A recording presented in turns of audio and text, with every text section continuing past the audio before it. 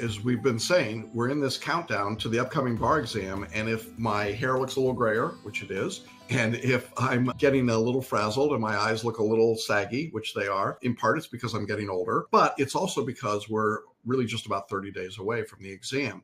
And 30 days away, as I've been saying today, is a seminal point. It's a pretty important tipping point in the process. Those of you who are going to be going for the upcoming exam, you are in it right now. You're definitely here.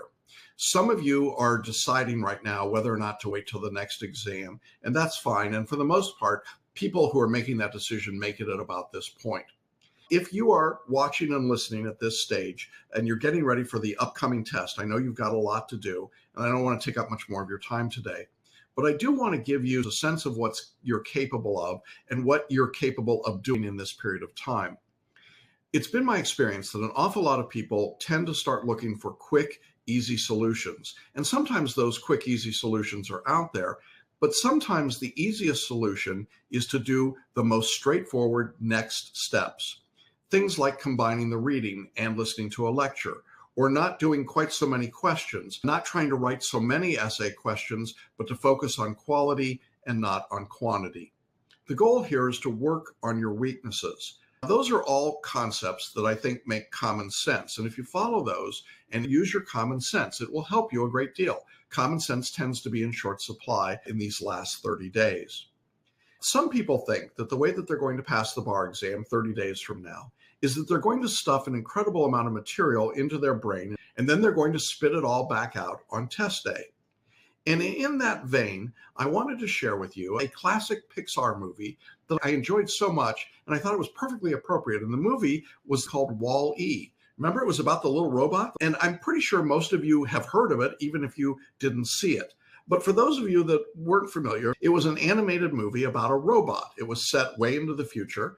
And this robot, Wall-E, he's an ugly robot. The purpose behind Wall-E was that he was out there on a planet accumulating garbage and waste, and he stuffs it inside his. And I assumed throughout this movie, though they never were explicit, that Wall-E was a boy robot, but he stuffs it into his little trash compactor, and then he spits it back out when he's all done. That kind of reminded me of bar takers. They take a lot of garbage, some of it clearly comes from me, and they chew it all up, and they swallow it, and they try and get it, and they try and turn it into something that then looks presentable, that's packaged or presented, and they spit it out. The problem is that if you think about good old Wall-E, is that I wouldn't really want to hold the stuff that he's spitting out of his trash compactor in my hands. And I'm pretty sure that the bar examiners don't feel a whole lot more excited about looking at some of the spit up that bar takers put in their answers. There's another character in the movie Wall-E called Eve. Remember Eve? And I won't attempt to say Eve the way any of them said it, but Eve, she was sleek, she was smooth. And she also had a tendency to blow things up if provoked. In any event, Eve focused on her task differently than Wall-E. Eve looks through all this rubbish that's on this planet, and she's looking for just one specific thing. And when she finds that one specific thing, then she's got a laser beam target to grab it and perform her mission. It seems to me that while the movie is called Wall-E, and it's really a love story between this ugly little guy robot and this pretty girl robot. I don't know what kind of robot children they'll have, but the reality is much like what I see a lot of bar takers do. I've got a lot of Wall-E bar takers. They're the ones who want to gobble everything up. They want to study everything. They want to do everything. They want to learn everything. They want to know everything. They want to accomplish and grab every morsel of information. And then having once gained it, they try to compact it. They try to put it in these little boxes. And like Wall-E, they have to go and put it on this conveyor belt that keeps all their treasures. And if you remember the movie, he's got Rubik's Cubes and things like that. And so he's got this whole big, long conveyor belt. And that's what I think a lot of bar takers' brains probably would look like. The problem, of course, is that it's difficult to access all of that stuff. And if your wiring goes bad or the electricity goes down or something just short circuits you, as happens in the movie and happens in life to a lot of people, you have difficulty getting at the information that you need. Now, I think that's what happens to some bar takers. They try to put so much material into their brain at the end, and then something short circuits it. Some activity, some event, some pressure, some outside circumstance, or maybe just the anxiety of the test itself. And they can't get all the information back out and onto that conveyor belt. In other words, there's just too much there. It's been packaged too tightly. They're wound up, it's all wound up, and it's just instead spit back out to the examiners. And that's been true in virtually every bar exam that I've taught. I meet these kinds of students and my heart goes out to them. They're working hard, they're working incredibly hard, but they actually have a lower percentage chance of success using that strategy. I would rather see a bar taker that's a little bit more like Eve. Why do you think you should be more like Eve? I like the idea that Eve searches through a lot of junk, a lot of garbage, and she's looking for just one thing. When Eve finds what she's looking for, she has a task and she's focused on that task. Eve does not get distracted by other things. She just blows them up, which kind of appeals to me. And maybe that's the way you're feeling right now. I'm just going to blow up everything that's not bar related. But beyond that, she isn't distracted by what's going on around her. She's really totally focused. Now, in the case of the movie, Eve was looking, as I said, for vegetation. So what's our bar takers, I think, your analog to vegetation is looking for the disputes, the conflicts, certainly when you're looking at an essay question. It's the principle of law that enables or guides a multiple choice question and the proper answer. It's the approach of a particular case or a statute as applied to the facts in a performance test.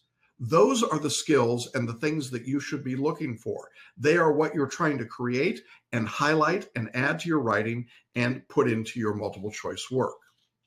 To go back to our movie, Wall-E is not very discriminating. Wall-E just goes out, grabs everything, compacts it, takes it back, puts it in his little kit that he keeps with him, if it's interesting to him, if it's an interesting little bauble. For example, Wall-E thinks hubcaps are really exciting. And while I think hubcaps could be exciting, in general, not so much. And that's really the problem. When you're trying to gather everything, to have all of the information about the law, every morsel or scrap of law, it's hard to be discerning. You end up putting everything into your brain, or trying to. And so sometimes what you do is you pull out a hubcap on the bar exam when really what you needed was a principle of law, or a particular rationale, or a way to work through a resolution, or a conflict, or a dispute, or a question. And all you've got is a hubcap. My point really is that you can take the metaphor of these two robots and the way that they function and apply them to the way that you're studying right now with 30 days to go. If you've got a discriminating eye as you study, you're looking for material that you don't yet know, the things that you need to work on, the weak areas. That's where you should put your emphasis and your focus. And when you find it, work solidly and persistently towards that goal. Or you can take the Wall-E approach of gathering everything, operating and acting as though you are literally just a machine and you just keep gathering and gathering. The interesting metamorphosis in the movie is that Wall-E turns out to have the greater, higher purpose of the two robots. And once he discovers his purpose, he stops being a hunter-gatherer and he starts to work to help Eve with what she's working on. And I think that as we see that character, we see a real development and we see something happen to him, and he's much more valuable and much more useful. And that's a great analogy for what's going on here. As the character gets more focused, he gets more interesting. He gets more helpful. He gets more productive. And so what really has to happen in your studies in these last 30 days is that you have to get more focused. You have to get more productive. You cannot go around just gathering everything that comes across your sight, every stray twinkle or light, every bright, shiny object, everything that catches your eye is not going to be helpful at this stage. So what should you do? Pay attention to the work. Work on the things you don't know. Work specifically and productively. Narrow the list of what you're doing to the things that you need to work on each and every day. Don't try to make your studies bigger.